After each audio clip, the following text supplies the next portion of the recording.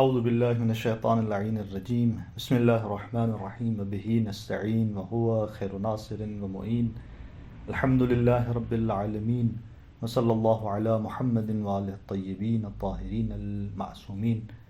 ہماری گفتگو بدایت الحکمت کتاب کے مباحث کے سلسلے میں تھی، اور گزشتہ پہلے درس کے اندر ہم نے عرض کیا کہ اس سے پہلے کہ ہم کتاب کے مباحث میں داخل ہوں، مقدماتی گفتگو کے عنوان سے کچھ اہم نکات کی طرف اشارہ کرنا بہت ضروری ہے،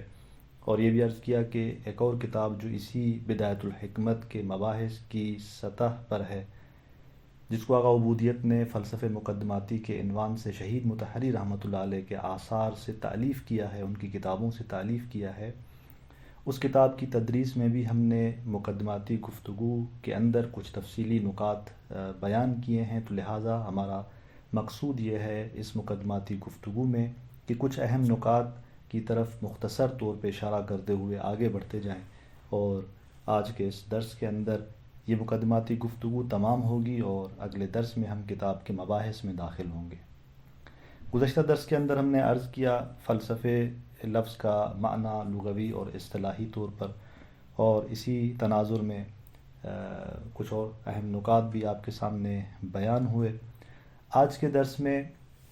جس مطلب کی طرف اشارہ کرنا ضروری ہے پہلے مرحلے میں، وہ علم فلسفے کا فائدہ ہے،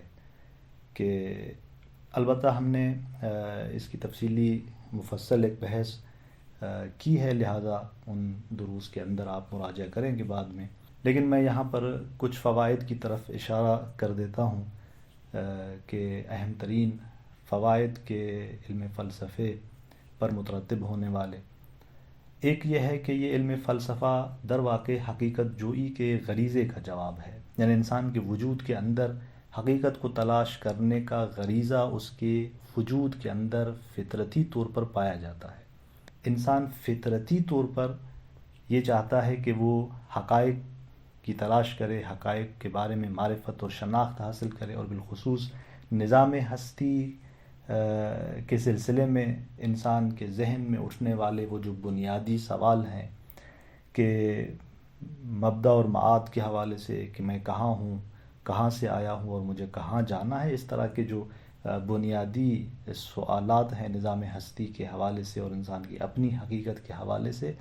علم فلسفہ وہ ہے کہ جو انسان کے ان بنیادی سوالوں کا جواب دیتا ہے، یعنی انسان کے اس فطری حقیقت جوئی غریزے کا جواب دیتے ہوئے انسان کے بہت سارے اس طرح کے نظام ہستی کے متعلق سوالات کا جواب بنتا ہے، اور وہ بھی اس انداز سے کہ علم فلسفہ کیونکہ کلی طور پر حقائق کو دیکھتا ہے، تو ہر چیز جو نظام ہستی کے اندر ہے، ہر واقعیت جو نظام ہستی کے اندر ہے، اس عنوان سے کہ یہ نظام ہستی کے اندر ایک واقعیت ہے، علم فلسفے کا موضوع بنتی ہے، اور علم فلسفہ ایک وسیع نگاہ سے نظام ہستی کو دیکھ رہا ہوتا ہے، اس وجودی عینک سے، بالخصوص حکمت متعالیہ کے اندر حقائق کو دیکھتے ہوئے ان کو علم فلسفے کے اندر مورد بحث قرار دیتا ہے۔ اور ایک اور فائدہ علم فلسفے کا یہ ہے کہ حقیقت کو غیر حقیقت سے جدا کرنا، یعنی آپ علم فلسفہ جب پڑھیں گے اور علم فلسفے کی روش سے جب آپ حقائق کو پہچانیں گے، تو علم فلسفہ انسان کی مدد کرتا ہے کہ نظام ہستی کے اندر حقائق کو کس طرح غیر حقیقتوں سے جدا کیا جائے، اور یعنی جب آپ نے سفسطے کا انکار کیا، جب آپ نے اس بات کا اعتراف کیا کہ نظام ہستی کے اندر حقائق موجود ہیں، تو اس کے بعد ظاہر سی بات ہے کہ اگلے مرحلے میں پھر جب انسان ان واقعیات کے اندر اترتا ہے اور زندگی کرتا ہے، تو یہاں پر خطا کرنے بھی لگتا ہے، کہ خود علامہ مقدمے کے اندر اس کتاب کے اندر اس کو بیان کرتے ہیں مفصل، کہ اس خطا کے مرحلے میں وہ بہت ساری ایسی چیزیں جو حقیقت نہیں رکھتی، انسان انہیں حقیقت جانتا ہے، اور جو حقیقت رکھتی ہے انسان اسے غیر حقیقت کے طور پہ دیکھ رہا ہوتا ہے۔ تو یہاں علم فلسفے کی ضرورت پڑتی ہے جو ان حقائق کے اندر حقیقت کو غیر حقیقت سے جدا کرے۔ اگرچہ یہ علم فلسفے کا ایک فائدہ ہے، جیسے میں نے عرض کیا کہ بہت سارے فوائد ہیں کہ جو علم فلسفے پر مترتب ہوتے ہیں، اور اس کی تفصیل خود کتاب کے عبارت کے اندر ہم بیان کریں گے۔ تیسرے نمبر پر جس نقطے کی طرف اشارہ کرنا مقصود ہے وہ یہ کہ دیگر جتنے علوم ہیں ان تمام علوم کی ضرورت جو ہے وہ علم فلسفہ ہے، کہ میں نے اشارہ کیا تھا گزشتہ درس کے اندر بھی کہ چونکہ علم فلسفہ اصل واقعیت سے بحث کرتا ہے تو تمام تر جتنے علوم ہیں وہ اپنے حتی موضوع کے اثبات کے اندر، موضوع جن علوم کا بدیہی نہیں ہے، واضح نہیں ہے، وہ اپنے ان موضوع کے اثبات کے لیے علم فلسفے کے محتاج ہے، چونکہ فلسفہ ہے جو اصل حقیقت اور واقعیت سے گفتگو کرتا ہے۔ اور بہت سارے ایسے اصول ہیں علم فلسفے کے اندر کہ دیگر علوم جو ہیں وہ فلسفے سے ان اصول کو لیتے ہیں اور پھر آگے اپنی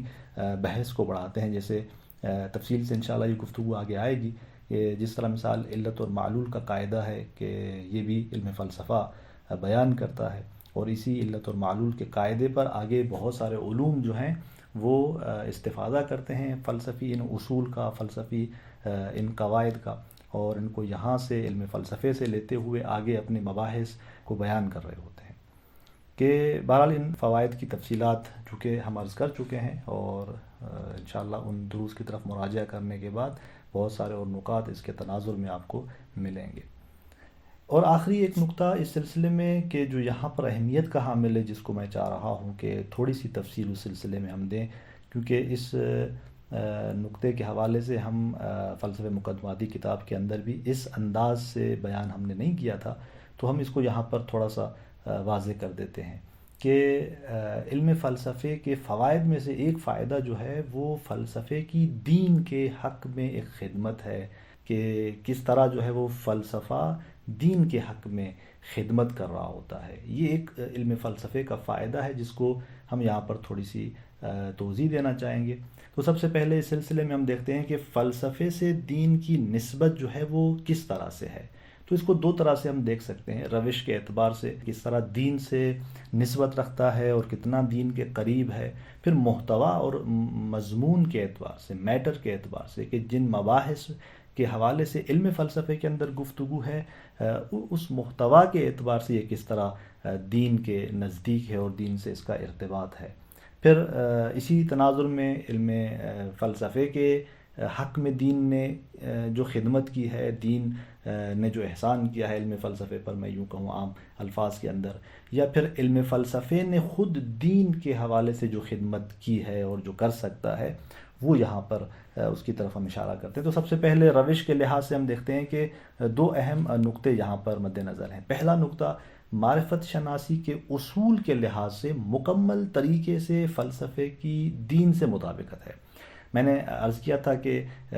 فلسفے کا اسلامی دنیا کے اندر علم فلسفے کا آغاز معرفت شناسی اور ان چیزوں کے بعد ہے، یعنی انسان جب سفسطے کا انکار کرتا ہے تو یہاں سے فلسفے کا آغاز ہوتا ہے اسلامی دنیا کے اندر۔ بس معرفت شناسی کے جتنے مباحث ہیں وہ علم فلسفے کے جز نہیں ہے اسلامی دنیا کے اندر۔ اور معرفت شناسی کیا ہے؟ معرفت شناسی میں نے کل بھی عرض کیا تھا، یعنی انسان جب نظام ہستی کے اندر حقائق کو جاننا چاہتا ہے، پہچاننا چاہتا ہے، تو اس کی ذرائع ہیں انسان کے پاس، جیسے عقل ہے انسان کے پاس، جیسے حواس ہے انسان کے پاس، اس طرح پھر تزکیہ نفس ہو تو وہاں پر شہودی راستہ بھی انسان کے لیے وجود پاتا ہے حقائق کو پہچاننے کے لیے۔ تو یہ جو جن ذرائع سے گفتگو ہوتی ہے، شناخت کے ذرائع، معرفت کے ذرائع، تو ان مباحث کو معرفت شناسی سے تعبیر کیا جاتا ہے۔ وہاں پہ گفتگو ہوتی ہے کہ واقعیت ہے نہیں ہے، واقعیت سے کن ذرائع سے انسان جو ہے وہ ان واقعیت تک پہنچتا ہے، درک کرتا ہے۔ تو اس معرفت شناسی کے لحاظ سے اور معرفت شناسی کے جو اصول ہیں اگر ان کو دیکھا جائے تو علم فلسفے اور دین ایک دوسرے کے نزدیک ہیں، ایک دوسرے سے مطابق ہیں، اس اعتبار سے کہ آپ دیکھیں معرفت شناسی کے جس میدان اور وادی پر اسلامی فلسفہ آگے بڑھ رہا ہوتا ہے، وہاں ہم نے اشارہ کیا تھا کل بھی کہ یہ سفسطہ گرائی کے انکار کے بعد ہے، یعنی ہم یہاں پر فلسفہ اسلامی میں سفسطے کا انکار کرتے ہیں پہلے مرحلے میں، واقعیت کو قبول کرتے ہیں، پھر آگے بڑھتے ہیں۔ یعنی معرفت شناسی کے اندر سفسطے کا انکار کرتے ہوئے ہم آگے بڑھ رہے ہوتے ہیں، اور دوسری طرف سے نسبیت جیسے جو نظریے ہیں معرفت شناسی کے اندر، نسبیت کا نظریہ یعنی یہ کہ انسان معرفت شناسی کے اندر حقائق کی شناخت کے مرحلے میں ایک ثابت، ایک مستحکم پائیدار معرفت نہیں رکھتا، یہ جو نظریہ ہے ہم اس کی نفی کرتے ہیں۔ اسلامی فلسفے میں معرفت شناسی کے مبانی اور اصول کے اندر اسلامی فلسفے کی نگاہ کچھ اس طرح ہے کہ واقعیت کو قبول کر رہا ہے، واقعیت کے قبول کرنے کے بعد ہی اسلامی فلسفے کا آغاز ہے، اور ادھر سے نسبیت جیسے نظریے کو بھی قبول نہیں کیا جا رہا۔ یعنی ایسا نہیں ہے کہ ہم کہیں کہ انسان جب شناخت پیدا کرتا ہے، واقعیت کے حوالے سے معرفت پیدا کرتا ہے، تو اس کی یہ معرفت مستحکم نہیں ہے، ممکن ہے ایک اور انسان کے لیے وہ معرفت، وہ شناخت اس طرح واقع نہ ہو جیسے کہ یہ نسبیت والے کہتے ہیں۔ تو یہاں ہم دیکھ رہے ہیں کہ معرفت شناسی کی اس وادی میں اسلامی فلسفہ جس طرح آگے بڑھ رہا ہوتا ہے، یہی وہ فضا ہے جو خود دین کے اندر ہے۔ یعنی دین واقعیات اور واقعیات کو قبول کرتے ہوئے سفسطے کا انکار کر رہا ہے۔ یعنی ایسا نہیں ہے کہ دین جس فضا کے اندر ہے وہاں پر انکار واقعیات ہو، نہیں، معرفت شناسی کے اصول اور مبانی کے تحت دین واقعیات کو قبول کر رہا ہوتا ہے، اور پھر نسبیت جیسے نظریے کا دین نقد کر رہا ہوتا ہے۔ تو یوں معرفت شناسی کے جتنے اصول ہیں، آپ دیکھیں گے کہ علم فلسفہ اور دین ایک دوسرے کے ساتھ چل رہے ہیں، یعنی ایک ہی فضا کے اندر ہیں دونوں۔ جبکہ ہم دیکھتے ہیں کہ مغربی دنیا کے اندر، ہم نے اشارہ بھی کر دیا کہ مغربی دنیا جو معرفت اور شناخت کے مرحلے میں نسبیت کی فضا کے اندر ہے، جو سفسطے کے مختلف انواع اور اقسام کی فضا میں سانس لے رہی ہے، یہ مغربی فلسفہ ہے، جبکہ اسلامی فلسفہ ایسا نہیں ہے۔ تو بس اسلامی فلسفہ جس فضا کے اندر ہے وہ فضا دین سے مطابقت رکھتی ہے معرفت شناسی کے اصولوں کے اعتبار سے۔ پھر دوسرا اہم نقطہ یہاں پر روش کے لحاظ سے یہ ہے کہ آزاد طور پر عقل سے استفادہ کرنا دین سے مورد تائید ہے۔ یعنی خود دین نے عقلی اس روش کی تائید کی ہے، آزاد طور پر عقل سے استفادہ کرنا، جس کو ہم تفکر آزاد کہتے ہیں۔ یعنی انسان ہر چیز سے الگ ہو کر فقط اپنے عقل سے استفادہ کرے نظام ہستی کے حقائق کو جاننے کے حوالے سے، کہ یہ ایک تحقیقی روش ہے، یعنی تقلیدی روش نہیں ہے بلکہ ایک تحقیقی روش ہے جو فکری تعقلی روش کہلاتی ہے، فکری طور پر ایک روش ہے جس کو دین جو ہے مورد تائید قرار دے رہا ہے۔ بلکہ یہاں بہت ساری احادیث ہیں، میں ان کی طرف نہیں جاتا، جو جس انداز سے عقل انسانی اور اس روش تفکر آزاد کہ انسان اپنے عقل سے استفادہ کرے آزادانہ طور پر حقائق کی پہچان میں، شناخت میں، اور خود عقل انسانی کو حجت باطنی قرار دیا جاتا ہے روایات کے اندر۔ اور حجت کا مطلب یہ ہوتا ہے کہ انسان کے لیے عقل جہاں اس کے لیے برہان قائم کرتی ہے، جہاں عقل انسان کے لیے کسی چیز کو ثابت کرتی ہے، تو وہ عقل انسان کے لیے حجت بن جاتی ہے۔ تو یوں عقل فی نفس ہی اس سے استفادہ کرنا آزادانہ طور پر، ایک مستقل طور پر، یہ خود مورد تائید دین کے حوالے سے۔ تو یہ روش کے اعتبار سے آپ دیکھیں کہ اس قدر علم فلسفہ دین سے مطابقت رکھتا ہے، ہم آہنگ ہے۔ اور پھر محتوا کے لحاظ سے آپ دیکھیں، میٹر کے لحاظ سے آپ دیکھیں، تو محتوا کے لحاظ سے فلسفہ بہت زیادہ دین کے قریب ہے دیگر علوم کی نسبت۔ دیگر علوم کے محتوا اور مضامین کو آپ دیکھیں، ان کی نسبت مثلا ریاضیات کو دیکھ لیں جو علم فلسفہ نظری کا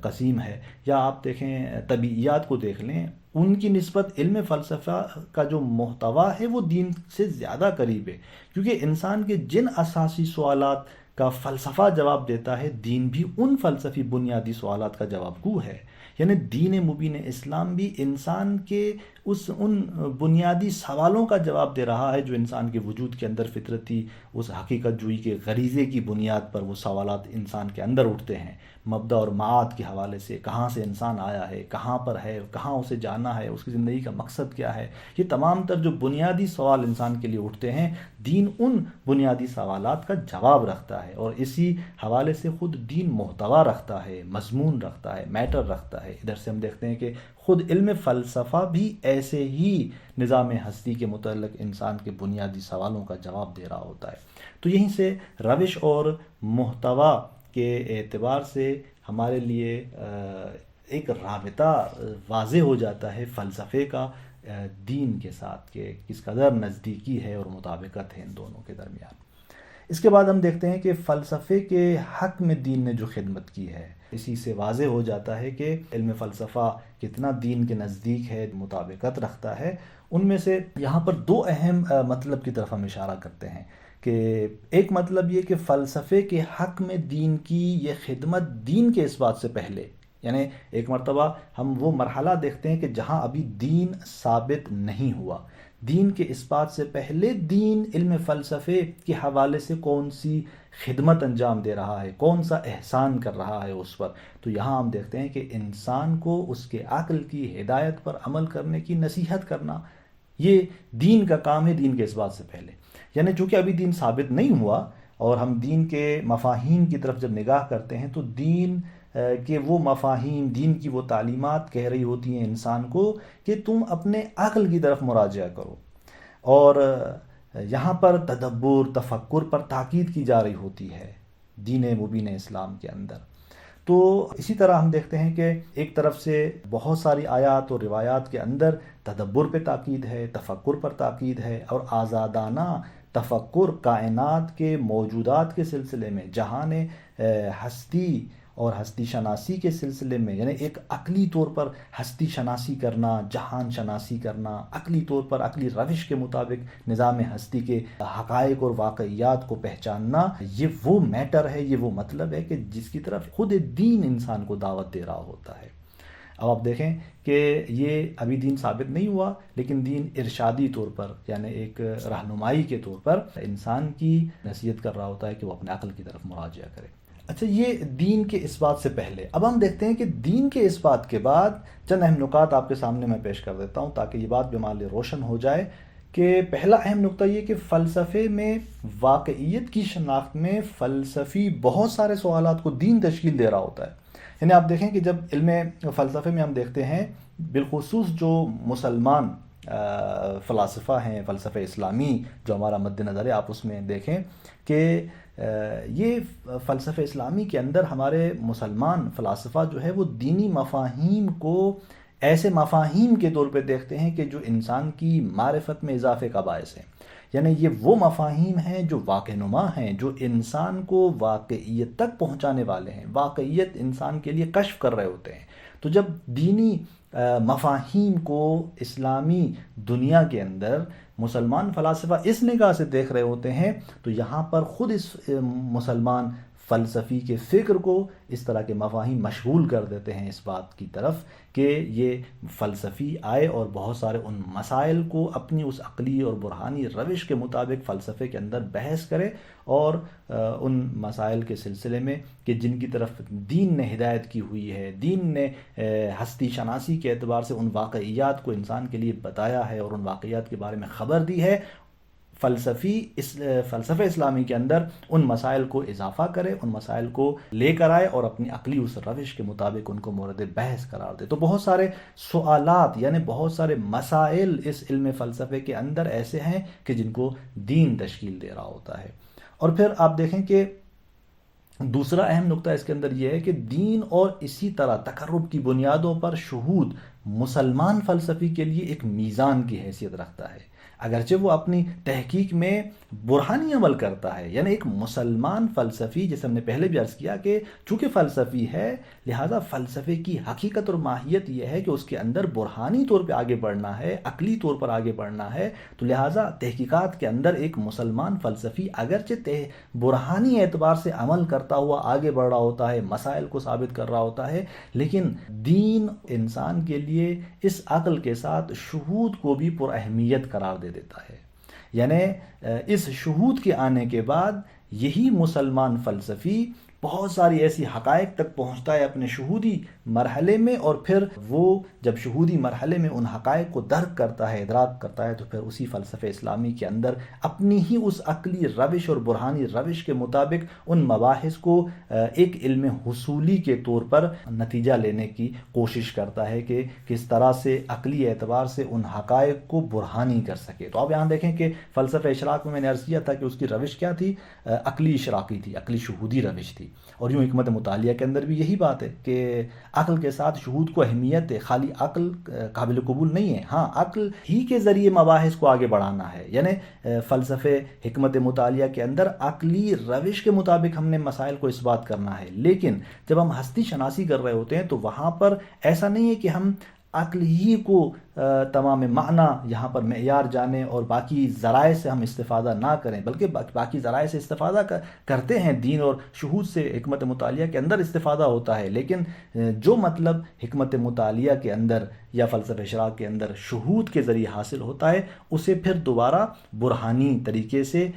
ڈسکس کیا جاتا ہے علم فلسفے کے اندر اور ثابت کرنے کی کوشش کی جاتی ہے۔ اور یوں ہم دیکھتے ہیں کہ یہ جو حکمت مطالعہ کے اندر یعنی عقل انسانی کے ساتھ ساتھ شہود ایک اہمیت پیدا کرتا ہے، تو یہ درواقع دین کے ارکان تھے جو اس کے باعث بن رہے تھے کہ انسان آ کر اپنے عقل کے ساتھ شہود کو یعنی اسی تزکیہ نفس پر کام کرے، پھر تزکیہ نفس اور خدا متعال کی طرف تقرب پہ کام کرے، اور یوں قرب الہی کے ذریعے اپنے نفس کی پاکیزگی کے ذریعے اپنی قلبی آنکھ کھول سکے اور شہود کے ذریعے حقائق ہستی تک پہنچے، اور پھر واپس علم فلسفے کے اندر عقلی روش کے ذریعے ان حقائق کو مورد گفتگو قرار دے۔ تو یہاں پر آپ دیکھیں کہ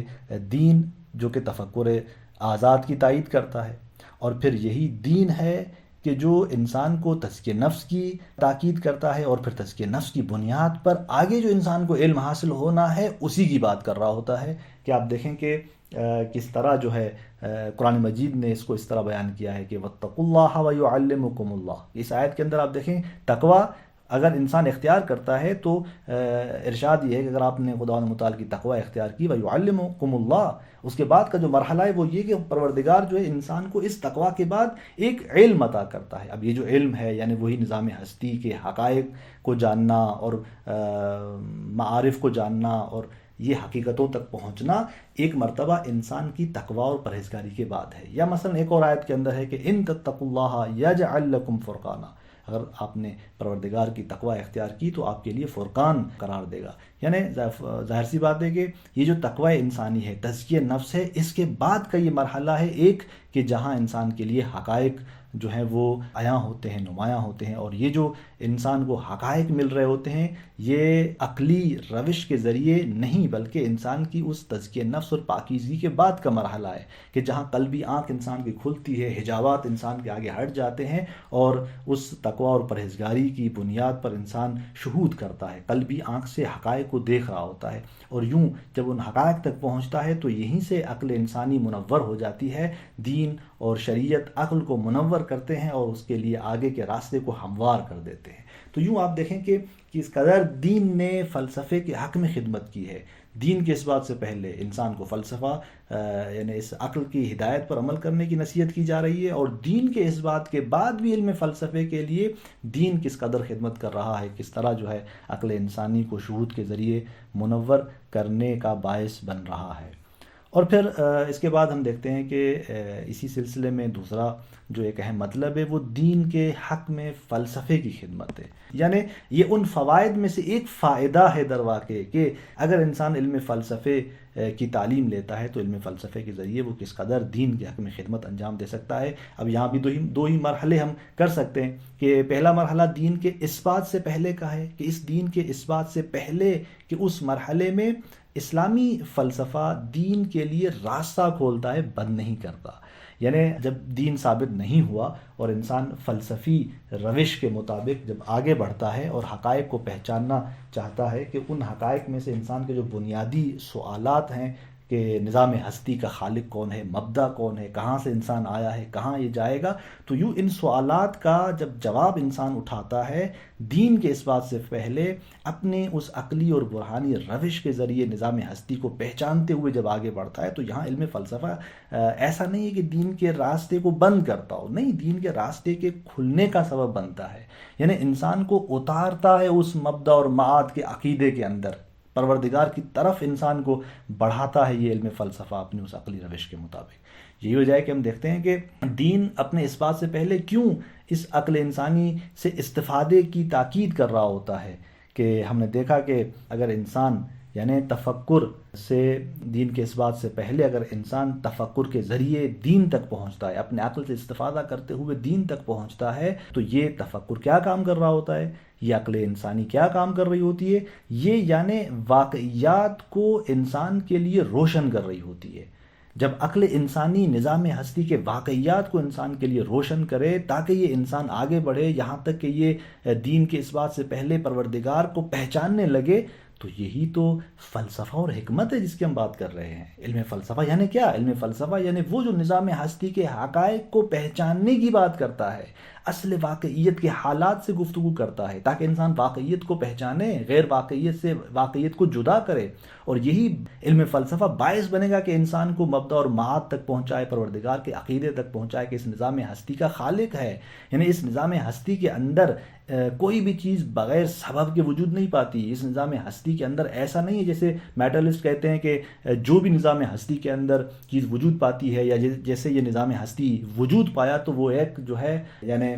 بغیر کسی خالق سے، ایک مادے کے پھٹنے سے یہ کائنات وجود میں آیا. تو یوں اس طرح کے نظریات کو علم فلسفہ دین کے اثبات سے پہلے رد کر رہا ہوتا ہے، عقلی روش کے اعتبار سے، عقلی روش سے استفادہ کرتے ہوئے. تو یہی تو فلسفہ اور حکمت ہے. لہٰذا ہم یہ کہہ سکتے ہیں کہ دین کے اثبات سے پہلے خود دین اس فلسفی طرز عمل کی اور اس عقلی روش پہ عمل کرنے کی نصیحت اور تاکید کر رہا ہے. تو یہ دین کے حق میں بہت بڑی خدمت علم فلسفے کی کہ علم فلسفہ اسی دین کے لیے راستے کو ہموار کرتا ہے انسان کے لیے. پھر یہاں پر ہم دیکھتے ہیں کہ اگر آپ روایات کو ملاحظہ کریں، جیسے میں نے عرض کیا کہ ہماری مختصر بحث کرنا مقصود ہے، میں فقط ایک مطلب کی طرف اشارہ کرتا ہوں کہ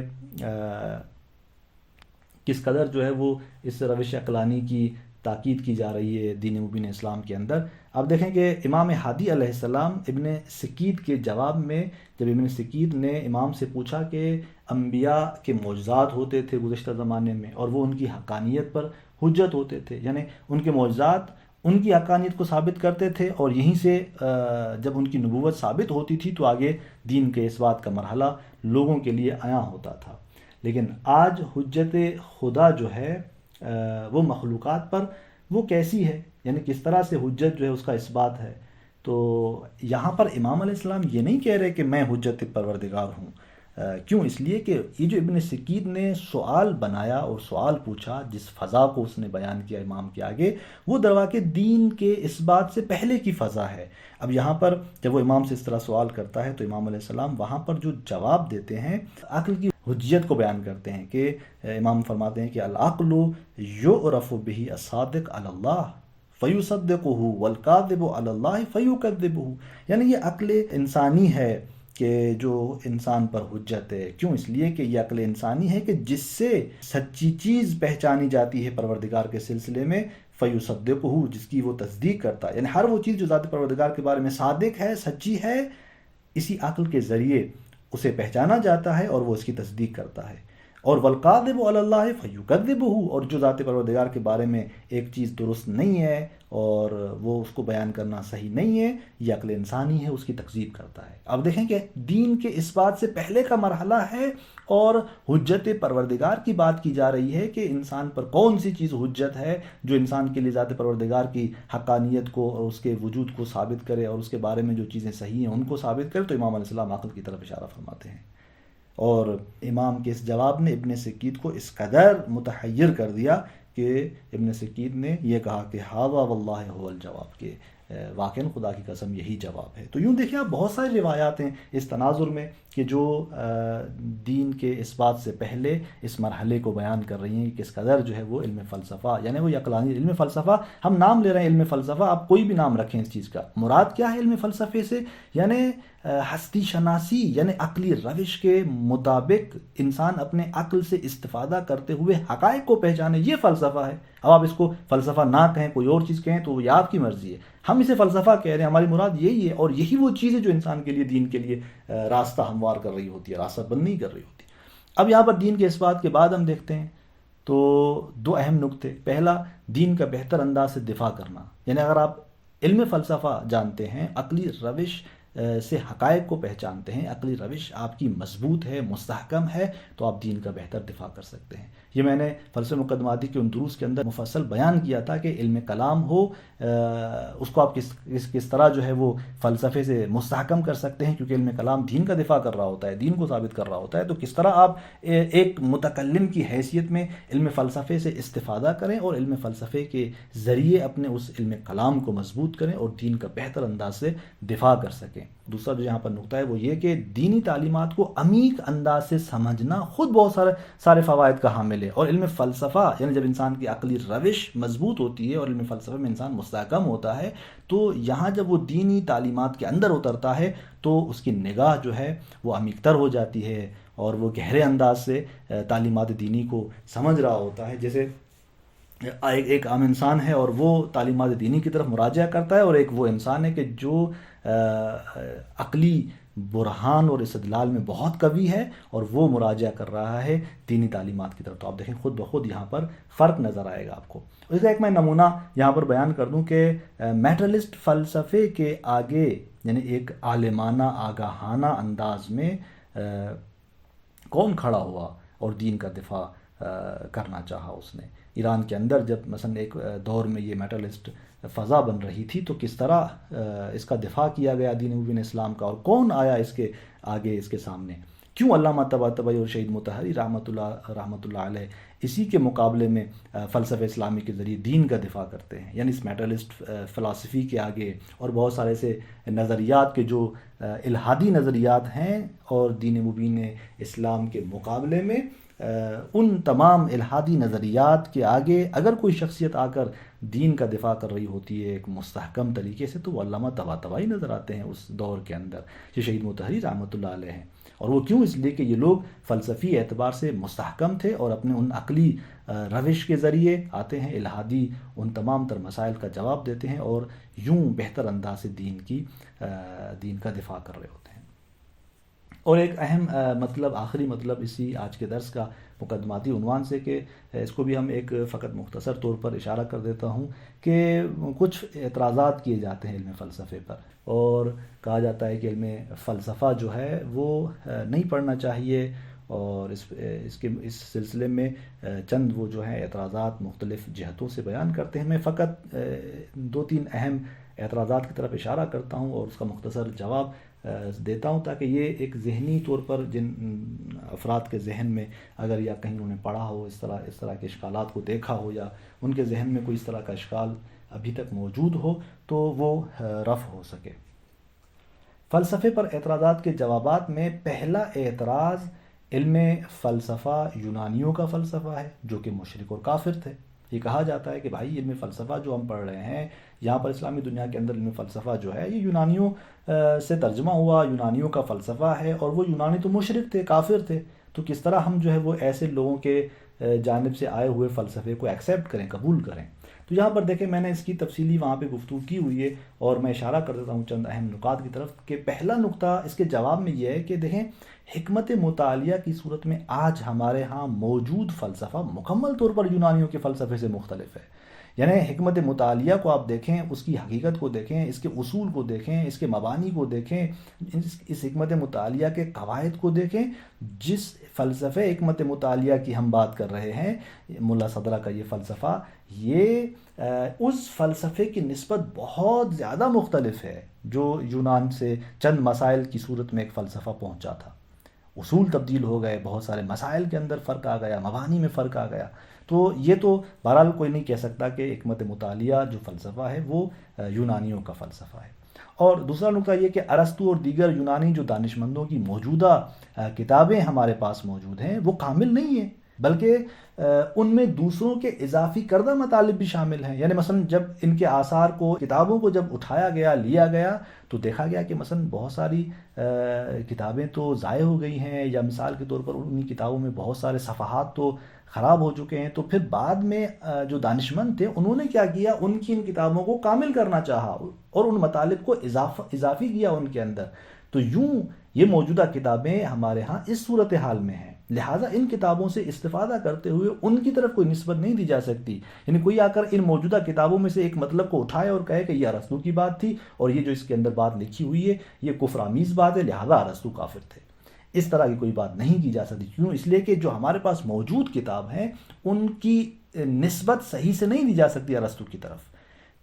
دوسرا اعتراض جو یہاں پر بیان کیا جاتا ہے وہ علم فلسفہ اہل بیت کے دشمنوں نے یونانیوں سے اپنے برے اہداف کے لیے ترجمہ کروایا. یعنی یہ یونانیوں سے فلسفہ ملا اور پھر جنہوں نے ترجمہ کروایا وہ بھی بنی عباس کے حاکم تھے. انہوں نے بنی عباس نے اس کو ترجمہ کروایا اور وہ بھی کن اہداف کے لیے ترجمہ کروایا؟ کیونکہ وہ اہل بیت اطہار ائمہ معصومین کے سامنے اپنے بعض افراد کو لا سکیں، انہی یونانی فلسفے کے ذریعے مقابلہ کر سکیں. تو لہٰذا چونکہ امام علیہ السلام کی علمیت کا تو کسی سے مقایسہ نہیں کیا جا سکتا، اور امام کی اس مرتبہ علمی کو تو کسی عادی انسان کے ساتھ موازنہ نہیں کیا جا سکتا. اب اس زمانے میں وہ جب اہل بیت اطہار کی علمی شخصیت کو دیکھتے تھے تو ظاہر سی بات ہے ان کے وہ حاکم تھے بنی عباس کے یہ افراد، وہ چاہتے تھے کہ ان کے مقابل جو ہے وہ افراد کو پیدا کیا جائے، ان کو بنایا جائے. تو وہ انہوں نے ایک راہ دیکھی، یونانیوں سے فلسفہ لیا اور اس علم فلسفے کے ذریعے اس طرح کے وہ اہداف رکھتے تھے. تو یہاں پر میں چند نکات کی طرف اشارہ کر دیتا ہوں، تفصیل کی طرف ہم نہیں جائیں گے. آپ اس کے سلسلے میں بہت گفتگو کی گئی ہے بعض کتابوں کے اندر بھی، کہ آپ ان کتابوں کی طرف مراجعہ کر لیجئے گا، اور کچھ نکات ہم نے فلسفہ مقدماتی میں بھی بیان کر دیا. انہی نکات کو میں یہاں پر فقط فہرست وار ذکر کر دیتا ہوں. کہ دیکھیں ایک پہلا نقطہ اس سلسلے میں وہی بات کریں گے کہ بھائی حکمت مطالعہ مکمل طور پر یونانیوں کے فلسفے سے مختلف ہے. اب جب حکمت مطالعہ یونانیوں کے فلسفے سے مختلف ہے تو کس طرح ہم کہیں کہ یہ جو ہمارے پاس فلسفہ ہے یہ وہی ہے جو بنی عباس نے ترجمہ کروایا تھا یونانیوں سے، تاکہ ہم کہیں کہ ائمہ اطہار کے مقابل میں کھڑے ہونے کے لیے یہ ترجمہ ہوا تھا فلسفے کا، پس یہ فلسفہ ٹھیک نہیں ہے. تو یہاں پر ہم کہیں گے کہ نہیں، حکمت مطالعہ مکمل طور پر فرق کرتا ہے. اور دوسرا نقطہ یہ ہے کہ اگر یہ بات مان لیں کہ ان کے اہداف برے تھے تو کیا نیت اور ارادے کا بد ہونا اصل چیز کے بد ہونے کی دلیل ہے؟ یعنی کہ آیا ہم یہ کہہ سکتے ہیں کہ اگر ایک انسان کسی چیز کا استعمال کر رہا ہے لیکن اپنی بری اور بد نیت کے عنوان سے اس کو استعمال کر رہا ہے تو ہم کہیں کہ وہ خود وہ چیز بھی خراب ہے، وہ چیز بھی غلط ہے؟ ہرگز ایسا نہیں ہے، بلکہ یہ ایک قسم کا مغالطہ ہے. آج جو منطق کے اندر مغالطات کے اقسام بیان کیے جاتے ہیں تو ایک جدید کے جو مغالطے کا قسم بیان کیا جاتا ہے وہ اس طرح کا مغالطہ ہے کہ انسان جو ہے ایک چیز کے باطل ہونے کو، ایک چیز کے خراب ہونے کو اس انداز سے ثابت کرے کہ جس شخص نے اس چیز کا استعمال کیا ہے اس کی نیت بری تھی لہذا وہ چیز بری ہے. نہیں، یہ کسی بھی اعتبار سے درست نہیں ہے. لہذا علامہ طباطبائی رحمۃ اللہ علیہ نے خود المیزان کے اندر اسی مغالطے کی طرف اشارہ کیا ہے اور وہاں پر بیان کیا ہے کہ یہ کسی بھی اعتبار سے دلیل نہیں بن سکتی. اور پھر وہاں پر آگا مثال دیتے ہیں کہ مثلا آپ تلوار کے ذریعے مظلوم کو مار رہے ہیں تو ہم یہ کہہ سکتے ہیں کہ فی نفسی تلوار جو ہے وہ ایک خراب چیز ہے. یا مثلا دین کو حتیٰ پروردگار کی رضایت کے علاوہ دوسرے موارد میں دین سے استفادہ کرنا، یعنی دین کو استعمال کرنا جہاں پروردگار راضی نہیں ہے، تو کیا ہم یہ کہیں کہ میرا ارادہ، میری نیت اور میرا طریقہ استعمال جب خراب ہے تو میں کہوں کہ اصل وہ چیز یعنی وہ دین وہ درست نہیں ہے؟ نہیں، یہ اس طرح کی بات نہیں کی جا سکتی. اور تیسرا نقطہ یہ کہ کیوں ایک معتبر روایت میں اس کی مذمت نہیں ہوئی اور نقد بیان نہیں ہوا؟ یعنی اگر واقعاً اس طرح جو ہے وہ یہ ایک فلسفہ ترجمہ ہوا تھا کہ جو یعنی اہل بیت اطہار کے مقابلے میں افراد کو آمادہ کرنے کے لیے اس کو لایا گیا تھا، یعنی خود یہ فلسفہ ایک ایسی چیز تھی کہ جو دین کے مقابلے میں آ سکتا تھا اور اس کے لیے دین کا مقابلہ کیا جا سکتا تھا، اگر ایسی کوئی بات تھی تو خود کیوں ایک معتبر روایت کے اندر اس کی مذمت نہیں ہوئی، اس کا نقد بیان نہیں ہوا؟ جبکہ اس کو ایک بہت بڑی مصیبت سے بھی تعبیر کیا جاتا ہے اس فلسفے کے ترجمے کو دین اسلام کے اندر یونانیوں سے. یعنی یہ کہا جاتا ہے کہ جب یہ ترجمہ ہوا یونانیوں سے تو ایک بہت بڑی مصیبت ہے اسلامی دنیا کے اندر. تو واقعاً اگر اس طرح ہے تو کیوں ائمہ اطہار اور ائمہ معصومین جو ہیں جن کا رویہ قاطعانہ رہا ہے اپنی زندگی کے اندر، ہر ایسے موڑ پر جہاں دین کے مقابلے میں کوئی بھی انحراف سامنے آیا تو وہاں پر امام علیہ السلام کوئی بھی ہو اپنے دور کے اندر وہ ایک قاطعانہ برخورد کرتے تھے اور پختہ انداز میں جو ہے وہ اسی انحراف کا مقابلہ کرتے نظر آتے ہیں ہمیں. لیکن کیوں اگر یہ اس طرح فلسفہ، علم فلسفہ ایسی چیز تھی کہ جو دین کے مقابل قرار پاتا، امام علیہ السلام اور حجت الہی کے سامنے ایک معنی کی حیثیت رکھتا تھا، تو کیوں امام علیہ السلام نے ایک معتبر روایت کے اندر اس کی مذمت نہیں کی؟ اب یہاں پر ہم دیکھتے ہیں کہ خود اس تحریک کے اور بہت سارے اغراض ہیں جو بیان کیے جاتے ہیں. یعنی یہ جو کہا جاتا ہے کہ ان کی نیت بری تھی اور اس لیے انہوں نے فلسفے کو ترجمہ کروایا تھا، تو یہ خود ایک تو تاریخ کے اندر اس طرح ثابت نہیں ہے بعض محققین کی نظر میں. اور وہاں پر ہم دیکھتے ہیں کہ اور بہت سارے اغراض ہیں جو مقاصد ہیں جو مختلف سبب بن رہے ہیں کہ یہ یونانیوں سے اس طرح کے علوم اسلامی فضا کے اندر ترجمہ ہو رہے تھے۔ نہ فقط فلسفہ تھا بلکہ یعنی فلسفہ الہیات کی معنی میں فقط یہ فلسفہ نہیں تھا، اس وقت فلسفے کا لفظ ایک عام معنی رکھتا تھا، بہت سارے علوم کو شامل تھا، جتنے بھی حقیقی علوم تھے اعتباری علوم کے مقابلے میں ایک وسیع معنی میں فلسفے لفظ کا استعمال تھا۔ تو ظاہر سی بات ہے وہاں پر وہ تمام علوم مد نظر تھے کہ وہ اسلامی دنیا کے اندر داخل ہوں، وارد ہوں۔ بہت سارے نجوم اور جو طبیب تھے وہ رغبت رکھتے تھے کہ اس طرح کے مباحث جو ہیں وہ علوم داخل ہوں اسلامی دنیا کے اندر۔ تو اب وہاں پر جب یہ ترجمہ ہوا تو اسی ترجمے میں فلسفہ اپنی اس خاص معنی میں جو الہیات کے حوالے سے ہے، جس کو ہم فلسفہ اولا کہتے ہیں، وہ بھی ترجمہ ہو چکا انہی تمام علوم کے ترجمے کے اندر۔ منطق اور فلسفہ اس طرح سے ترجمہ ہو کر یہاں پہنچی، اور جبکہ یہ ایک ایسا دقیق فلسفے کی قسم تھی الہیات کی کہ اس وقت بھی، جیسے محققین بعض کہتے ہیں کہ اس وقت بھی اس زمانے کے حاکمین کے فہم کے قدرت اور ان کی توان سے بہت اوپر کے مباحث تھے یہ،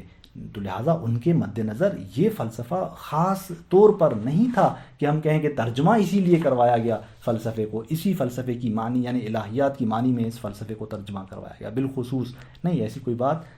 تاریخ سے ثابت نہیں ہوتی۔ اور پھر ایک آخری جو اعتراض جس کی طرف اشارہ کیا جاتا ہے کہ ائمہ اطہار نے، بعض کہتے ہیں کہ روایات موجود ہیں کہ انہوں نے مذمت کی ہے، فلسفے کی مذمت میں روایات وارد ہوئی ہیں، تو ان کا بھی جواب ہم دیتے ہیں۔ دو ہی روایتیں یہ حضرات بیان کرتے ہیں فلسفے کی مذمت کے حوالے سے، وہ بھی ہم دیکھتے ہیں کہ کوئی معتبر جو ہے استدلال ان روایات سے نہیں کیا جا سکتا، کیونکہ ایک نکتہ یہ کہ حدیقۃ الشیعہ کتاب سے روایات کو نقل کیا جاتا ہے، جبکہ نہ تو اس کتاب کی روایات معتبر سند رکھتی ہیں اور نہ ہی اس کتاب کا انتساب درست ہے، کہ اس سلسلے میں بہت سارے نکات ہم نے عرض کیے ہیں فلسفہ مقدماتی میں، انشاءاللہ وہاں اس کی طرف مراجعہ کیجیے گا۔ اور دوسرا نکتہ یہ کہ خود توحید مفضل سے ایک روایت لاتے ہیں، کہ میں یہاں پر وہ جو مخصوص جملہ ہے اس کے اندر وہ بیان کرتا ہوں کہ فَتَبًّا وَخَيْبَةً وَتَعْسًا لِمُنْتَحِلِّ الْفَلْسَفَةِ كَيْفَ عَمِيَتْ قُلُوبُهُمْ عَنْ هَذِهِ الْخِلْقَةِ الْعَجِيبَةِ حَتَّى أَنْكَرُوا التَّدْبِيرَ۔ کس روایت کے اندر آپ دیکھیں کہ منتحلی الفلسفہ کا لفظ استعمال ہوا ہے، کہ یہاں سے امام علیہ السلام اس روایت کے اندر وہ کہتے ہیں کہ مذمت کر رہے ہیں یعنی فلسفیوں کی، جبکہ آپ اس عبارت کو عمیق انداز سے دیکھیں تو ترجمہ کیا ہے اس کا ترجمہ یہ ہے کہ امام مذمت کر رہے ہیں ان افراد کی کہ جو منتحلی الفلسفہ ہیں، یعنی وہ لوگ کہ جو خود کو فلسفی کہتے ہیں، حقیقت میں وہ فلسفی نہیں ہے۔ منتحلی الفلسفہ یعنی فیلسوف نما ہیں، یہ وہ لوگ ہیں جو فیلسوف نما ہیں، حقیقتاً وہ فلسفی نہیں ہیں، جھوٹے انداز میں خود کو فلسفی کہتے ہیں، فیلسوف کہتے ہیں، درواقع وہ فلسفی نہیں ہے۔ اور اگر اس پوری روایت کو دیکھا جائے تو یہ وہ لوگ ہیں جو مادہ پرست ہیں، جو خدا متعال کا انکار کرتے ہیں۔ کون سا اسلامی فیلسوف ہے جو منکر خدا ہو، بلکہ وہ تو خدا کو مبدا اور معاد کو ثابت کرتا ہے، پروردگار کے اس بات پر دلائل لے کر آتا ہے۔ تو اس روایت کے اندر ہم دیکھتے ہیں کہ نہ تو علم فلسفے کی مذمت کی جا رہی ہے اور نہ ان فیلسوف کی کہ جو حقیقی معنی میں فلسفی ہے، بلکہ ایسے افراد کی مذمت کی جا رہی ہے کہ جو فلسفی نہیں بلکہ فیلسوف نما ہے۔ بلکہ خود اس روایت کے اندر ارسطو کی بھی ایک طرح سے مدح کی گئی ہے کہ جو ان مادہ پرست لوگوں کا مقابلہ کرتا ہے اور ان کے سامنے آتا ہے۔ تو یہیں سے بہرحال اس طرح کے اعتراضات علم فلسفے پر نہیں آتے اور علم فلسفہ ان اعتراضات سے بری ہے۔ تو یوں چند اہم نکات جو ہمارے مقصود تھے، مطلوب تھے، وہ اس درس میں ہم نے بیان کر دیے آپ کی خدمت میں، اور انشاءاللہ یہ مقدماتی گفتگو ہماری یہاں تمام ہوتی ہے، اور اگلے درس کے اندر ہم باقاعدہ کتاب کے مقدمے میں داخل ہوں گے کہ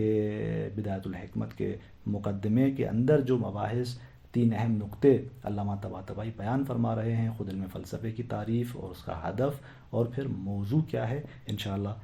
ہم اگلے دروس کے اندر کتاب کے ان مباحث کو شروع کریں گے۔ والسلام علیکم ورحمۃ اللہ وبرکاتہ۔